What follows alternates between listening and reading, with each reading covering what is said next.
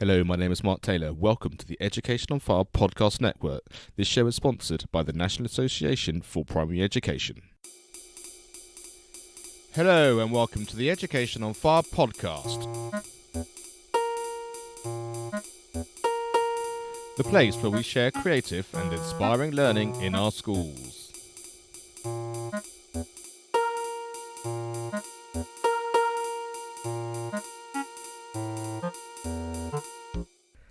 Hello, welcome back to the Education on Fire podcast. My name is Mark Taylor.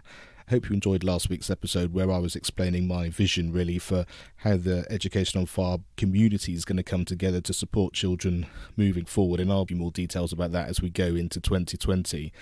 In between our main seasons, I'm going to spend the next few weeks leading up to Christmas talking about Primary Music on Fire, which is my membership site that I created with Carol Aviard to help and support you to embed music in your school, whether you're a specialist or a non-specialist music teacher, just to really help you embed music, to give that breadth and that feeling that children can only get through the arts.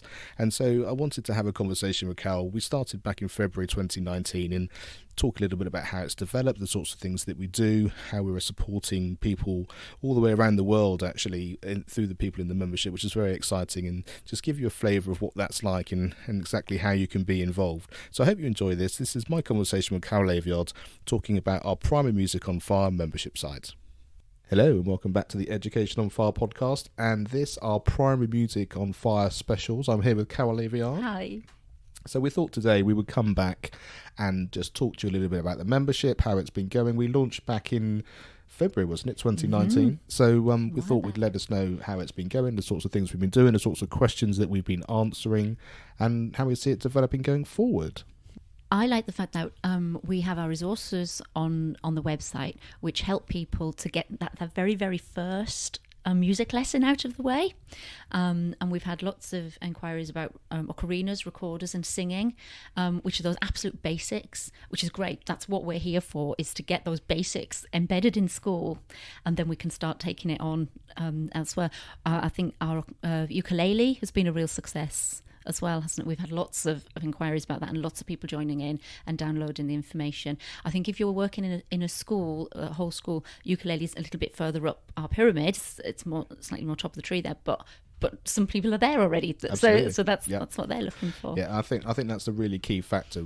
The whole point of it and the reason we decided to set it up was because we were being asked, what do I do to get started? Yes. And that's really the key point, is the fact that yes, we're actually supporting music specialist teachers as well, because we can help with what we do in schools and the resources that we use and all that kind of thing. But also it's the fact that if you are a music coordinator but other teachers in your school are actually delivering music in their classroom as well, or you're wanting them to do that, especially now with the new Ofsted framework, being able to show and articulate that as it goes through, the resources we've got take you from that kind of, okay, so this is my first lesson. Well, even before that, how do I buy it? Yes, absolutely. What do I want to play? Yeah, exactly.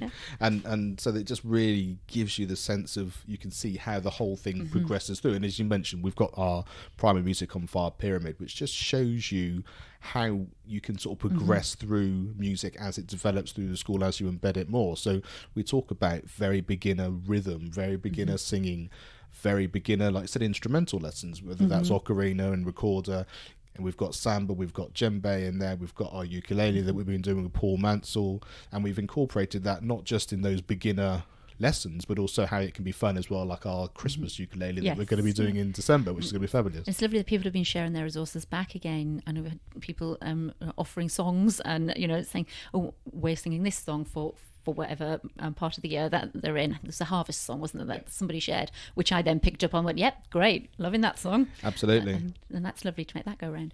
And that, I think what you said there is with the other important factor, as well as those resources, is the fact that a membership is also a community, and the community is a really important factor. We've got a private Facebook group where we put resources, where we have conversations, where we can share things that we want to do and all hang out together, as it were.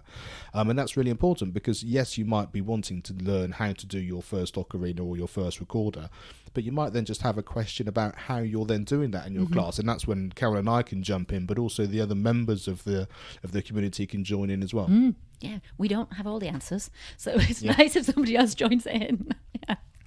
So that's kind of the fundamentals of it. That's kind of why we set it up. That's what we were being asked so many times by so many people. So that's why it's there. That's why we developed it. And going forward, I think we've got so many great resources now. You were saying you're about to do another recorder scheme that people are going to do. Because it's necessary. There's a hole there that somebody's asked, and I've looked at the resources I've been using, and they kind of skirting the issue just a little bit. So I'm going to write another one when I finish everything else I'm doing right now. Yeah. And how did your cups resource come along? My rhythm cups. Oh, they're brilliant. And I know another one of our members is using those as well. And I know another one is using them in January, so that's great. But yes, I'll produce a video. I just need a partner to do that with. Might be you, Mark. Excellent. But yeah, rhythm cups have been really, really good fun. And I'm using them not just how I originally wanted to as well. That's really taken a sideways move. One of the other things which is, I think, important is the fact that we're able to respond to what it is that you need as a member. And one of the things I was asked, I mean, maybe it's because I'm a percussionist, was how do we play the instrument to the percussion trolley? And so I think I asked you that. And I had a lot of fun just doing some of these workshops, some of these videos, just literally taking it through, going through a percussion box of carols, which I thought I'd just use a box that was there so that we could actually use something which was a real life box that's from a real live school. But I also sort of started from that premise of how you experiment with instruments, how you talk about sound, and I just used the cymbal as my first. I loved that cymbal video. But I thought I was, I'm a woodwind teacher as well as a classroom teacher and a piano teacher, and I was obviously I use percussion instruments a lot, and I've come from this thinking, am I doing it right? Is this how you should be doing it? And then you picked it up and just went, well, of course you are. Did it make a sound? Then you're doing it right. Yeah. And just having those videos to just say, oh, actually, it's okay to experiment with it. It's okay to play it in this way, to play it in that way. And you gave us some more great tips on how to play. Yeah, I think the experimentation is really important. And one of the things that we're keen on is the fact that you can use all these resources from reception, from year one, key stage one, all the way through into key stage 2 and beyond. Because it's about just having music embedded in your school. It's about what resources have you got, how do you use them, how do you split them up, how do you give children the chance to be experimental with it, but within a framework that you can control. So it's kind of, we're using these percussion instruments, for example. If you take that percussion box idea, what's metal, what's wood, how do you make a sound with it? Are you scraping it? Are you hitting it? Are you using your fingers? How does it sound related to some body percussion that you may well have been doing in terms of extending the rhythm ideas that you're doing and how that fits across? And I think it just then becomes really, really exciting for everybody as they go through, because if you imagine, it's really important that they get everything out of what they're doing in the day that they're doing it. But as the teacher and the music coordinator sort of overseeing the whole thing, you know that end of year 6 concert where everybody's sort of finishing their primary school life is the combination of all of that work you've done over all those years before. Yes. Yeah. What's the thing which you think has been the most surprising aspect of having the membership in terms of either questions that we've been asked or the way that we run it, or what's your sort of feeling along those lines? That's a good question. I think it is still the fear that teachers have. But as I just said, I had it with the percussion instruments, and I think that's the thing. People still have this fear of making a sound, thinking that they're going to go wrong, thinking that they've got to create a symphony, and they really don't have to create a symphony in 5 minutes. You can compose a piece of music literally doing color blocks. You can use Lego to show how you're going to compose a piece of music. Well, we can all play Lego. Children can play Lego. You can apply that to your music, and I think you think, oh, I need to have a whole orchestra going, I need to have the children playing this, and this, and you don't. And I think that's the surprising thing. It's getting through to people that this is much, much easier when you break it down. I think we've still got that barrier there. I think the breaking down is really important. And I've said it a lot, and it's easy to say, it's much harder to do, that actually when you're learning something yourself and you have that fear factor, knowing what that feels like is really important, because it's what the people in your class are feeling all the time. Well, I think that's one of the reasons I've enjoyed the ukulele workshops, actually, because as you see when we're on the videos, I haven't got a clue what I'm doing. I have a little bit of ukulele knowledge from previously, but not to this extent. Yeah. And it's deliberate that I sit there as a newbie. Yeah. As it were, so people can see that, oh, actually, it is accessible because she doesn't really know what she's doing. I'm not a string player. Yeah, absolutely. And I was, I mean Carol's slightly being modest there because she has taught, she has done ukulele classes before. But Paul Mansell obviously is the pro. He's got his, he's part of, he's been working with the Victoria Exam Board Yes. and has his pieces and all that. I mean, he's an absolute expert, and Carol has done it. I was the complete beginner that had to sort of find a ukulele to play to begin with. I guess what I'm saying is what I just said a minute ago, isn't it? It's that fear factor. Again, I'm being modest when actually I have done it before and I could do it. Yeah. But I'm, put myself down with that. But I think certainly that sense of, and again, it's why we started it. What do I do today? What's the first thing I do? And on some of the videos that are inside the membership, we talk about this in terms of get the children in, sit them in a circle. We're going to do this one rhythm game, which you'll repeat over many times over a term and a year. That just builds those skills up. And it's not that you're creating, like you said, a symphony or any kind of complex piece. You're just doing those building blocks to begin with, and that's what all of these workshops build up to do and to start to pull everything together. Yes. Yeah. I've really enjoyed actually sort of being exposed to more and more of this kind of thing. The ukulele was a complete new thing for me to be able to do, and I've really enjoyed learning it, and obviously I'm much more proficient in it than I was before. But I think actually what we're able to do now, because we have that diverse range of instruments, you really can see the progression from body percussion, from doing simple rhythms. One of the things I do in my prep samba group that I do in one of my schools is we just do the alphabet. And they said, "Oh, why are we doing that?" I said, "What I'm going to do is I'm going to give you a tempo when we do a rhythm game that you can see in the videos inside the membership, and we're going to set a pulse. I'm going to do literally A, B, C, D, and I want you to clap when we get to Z." And they love it. It's a hilarious kind of game, and it's the best thing they find in the world. And it's you're using all those skills as you go through. And I mean, you mentioned the alphabet there. One of the things I notice when I visit a classroom, actually when I talk about the alphabet with children and in my individual lessons, they're not always that confident. You have two children around right there because they're still using a lot of sounds, phonics a lot. And you start saying, A, B, C, D, E, F, G. They look at you a little bit as that they're not exactly certain of that. So actually you're covering alphabet literally by rote. Yeah. I do a lot of days of the week songs, months of the year songs, things like that, left and right. Yeah. And it's embedding those skills. Yeah, the left and right thing's a big thing, especially when I'm teaching drumming. Yeah, exactly. It's quite important on the piano as well.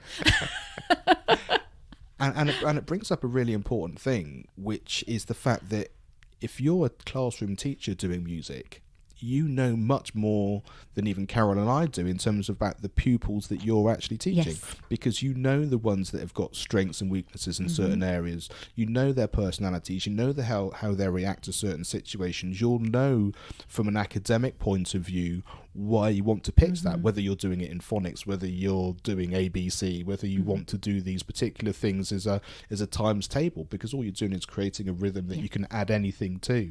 You've got so many more skills than you often think you do, I think, as a non-specialist. And what we're doing is just giving you that musical focus that you can actually learn to put it together. And then, of course, you can then flag, your superstars who you think actually they need an instrument in their hand, and then you have a word with your coordinator, with your peris, and you're whizzing your way up that pyramid. At that exactly. point. Yeah, you make the most of your music hubs. You bring your peripatetics in. You start to use the ensemble idea of everyone starting to work together. You demonstrate it by having music assemblies and concerts. And one of the Ofsted points, isn't it, at the moment, is how are you showing that progression? How are you extending the children? That are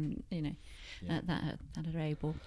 So I hope that sort of gives you a sort of taster, really, of if you hadn't followed us as we launched the membership last year or back in February. If you want to find out more, if you go to educationonfire.com/primary-music, we've got some details there of exactly what we cover and how we do it. And you can also download a free rhythm game in there as well, so it gives you that sort of first class that you can do, and stuff that we use all the time that'll be really useful. And that just means that then you just need to put your email in, and we'll send you that for free. But then we've got other resources which we can send you, and we can give you details of where you can find some of those percussion videos and some of the ukulele things that we've done, which are absolutely free on the website. But they just give you a taster then of what's inside the membership, which is well, it's incredible value. It's only $24.99 for an entire year, but it's only £4.99 for a month, and you can start and stop that whenever you can. And the way to think about it is, if you think of Netflix, if you think of Amazon, it's a subscription membership model in as much as you sign up, but you have access to absolutely everything when you go in. You know, you can pick ukuleles if that's what you're doing. You can do some singing stuff. You can do recorders, whatever you need. But we're actually here in the community to help support you do that, depending on where you are in your journey. And that's the most valuable thing, I think. Very much, yeah. If it's not there, you just ask, and we'll provide that. Yeah, and if you've got a question within any of these things which are specific to your school, then again, that's something that we can do. And that's really our focus, is to be here for you, because everyone's individual. Everyone has these ideas of how they want it to fit in their school based on your setup, and that's how it should be. It should be creative, because it's a creative art, and that's what we're trying to do. Yes. Brilliant. Well, thanks so much for listening. As I said, if you go to educationonfire.com/primary-music to get your free download. And yeah, in the next couple of weeks, we're going to have some more primary music specials of slightly different things, one including early years and one including some rhythm games and some resources from one of the people that's actually involved in our community. So it'll give you some extra things that you can gain access to for there. So thanks very much, Carol. I'll chat to you again soon. Thank you. Thanks for listening to the Education on Fire podcast. For more information of each episode and to get in touch, go to educationonfire.com. Education is not the filling of a pail, but the lighting of a fire.